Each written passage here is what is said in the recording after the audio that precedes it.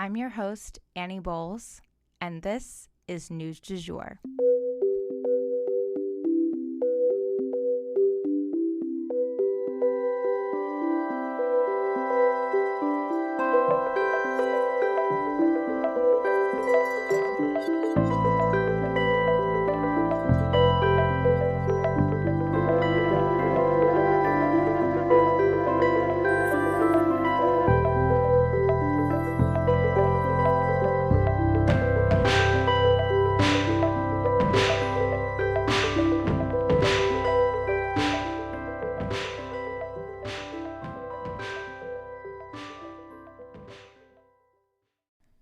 Good morning and welcome to News du Jour podcast and our first episode. So thank you so much for being here. I am going to be ending all of our News du Jour episodes with a quote to hopefully inspire your day and give you kind of a mantra to meditate on as you go through your day-to-day activities. But today I'm going to do it up front because it is our first episode and I'm going to share a longer quote that's one of my favorites. So according to F. Scott Fitzgerald, for what it's worth, it's never too late, or in my case, too early, to be whoever you want to be. I hope you live a life you're proud of. And if you find that you're not, I hope you have the courage to start over. I just love the way he says, in my case, too early, because we often tell children or ourselves, it's way too early to try and go after that. You're too young, or don't quit your 9 to 5. And it's never too early to start. Just make a start, whatever that might be. And the part about starting over, that is totally scary to do, but it's so worth it if you're really prioritizing something in your life that you want to do. So I hope that inspires you guys.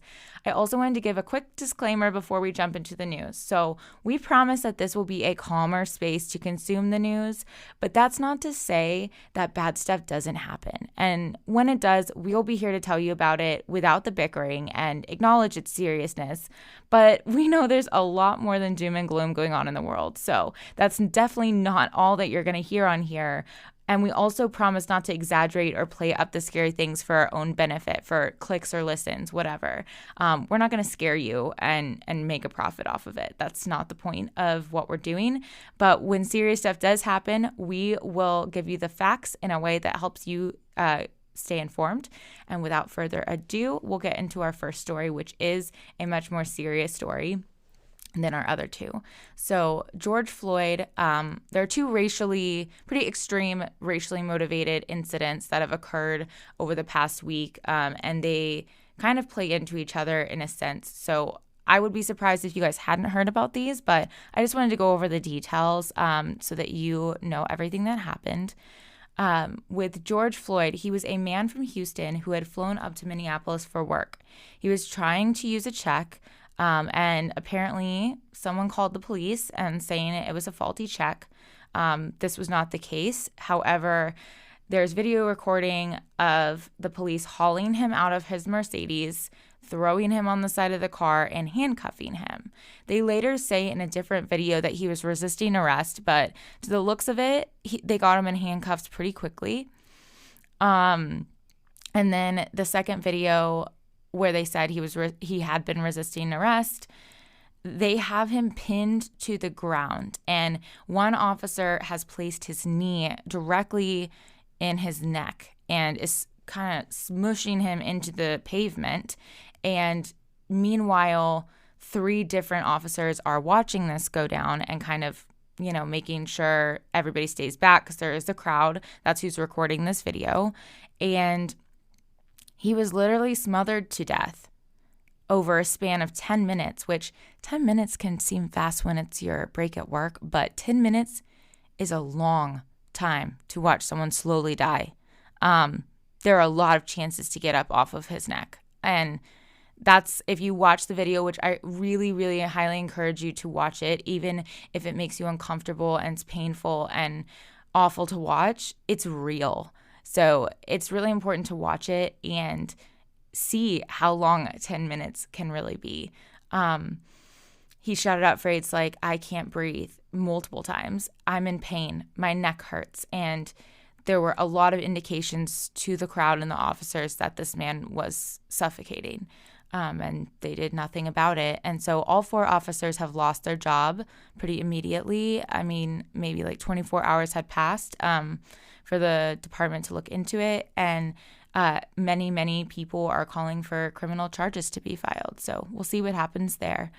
Central Park is the second incident, and long story short, a woman had let her dog off of the leash in an area of the park that is not allowed.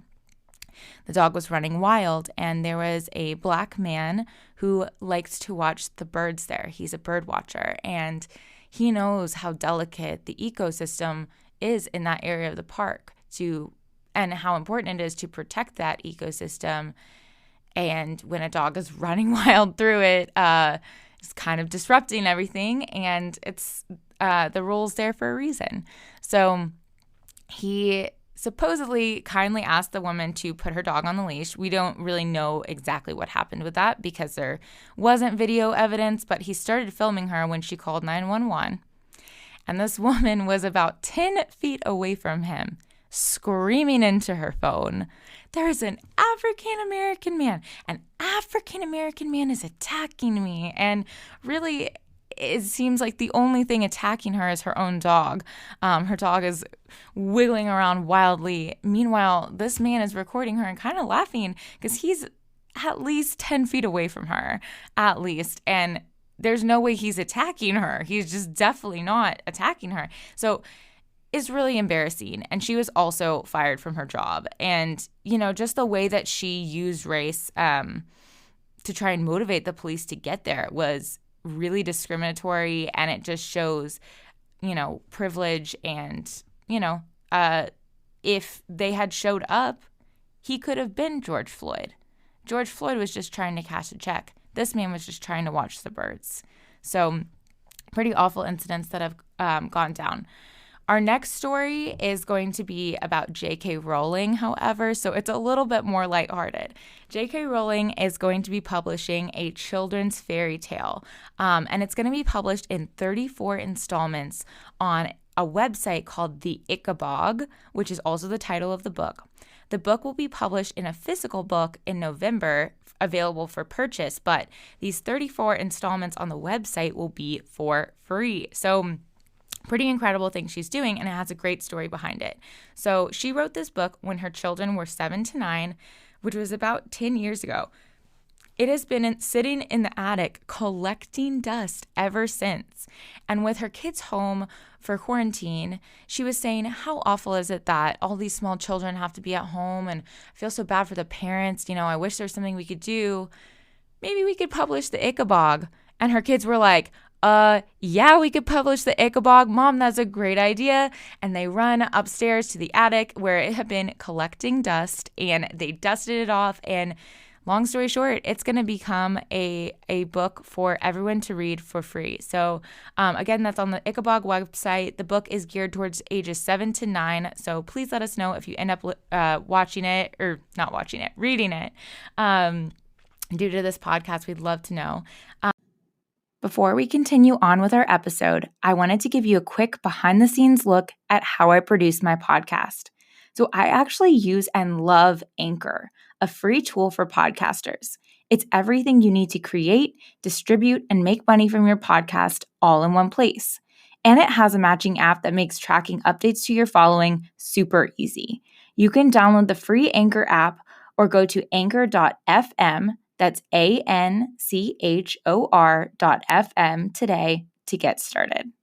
But our third story is going to take us into social media land. So Twitter versus Facebook. Twitter has made a big change, and Facebook, an analysis came out kind of taking divergent paths. Twitter seems to be making an effort to make their platform a better place because of a fact check feature that they're rolling out. And it seems right now it's only applying to the president's tweets. Basically, whenever he tweeted about something to do with voting and voting procedure, it was flagged with a notification that this may not be correct. Here is a resource to check what voting rules and procedures are.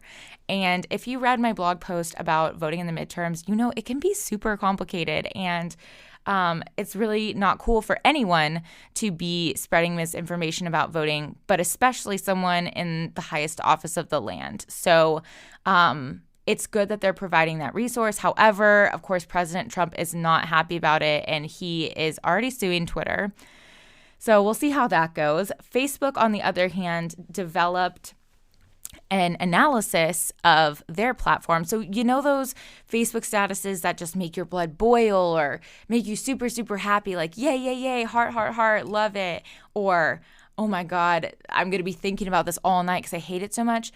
Facebook has determined that people spend more time on those posts. And so they're going to be showing you more of those, even though their analysis shows that this does create division in our nation, as well as polarization that we're seeing on Capitol Hill and, just across the country. So even though it's not in the best interest of their users, they've decided to do what's best for the business. And that's a really unfortunate change, especially when social media affects people's lives in such a huge way. So, it's unfortunate to watch them go down that path, but hopefully both companies will make better choices in the future and going forward. So that is the news du jour. If you enjoyed this episode, please subscribe on whatever podcast platform you have used to listen. A rate and review on Apple Podcasts would mean the world to us. It's a way to help us keep creating the news on here for free for you guys. So, if you enjoyed this at all, please consider giving us a 5-star rating and writing a quick review about what you liked about the podcast. I also wanted to shout out our social media, so you can follow us on Instagram, TikTok, Facebook, Pinterest, Twitter, every social media platform under sugarfreemedia.co. And I also wanted to give a huge shout out to my brother Joey and one of his best friends Nicholas, who did my music. The podcast truly wouldn't be the same without it, and I so appreciate them. If you have music or audio needs, please keep them in mind. And I'm signing off. I will talk to you guys tomorrow. Bye.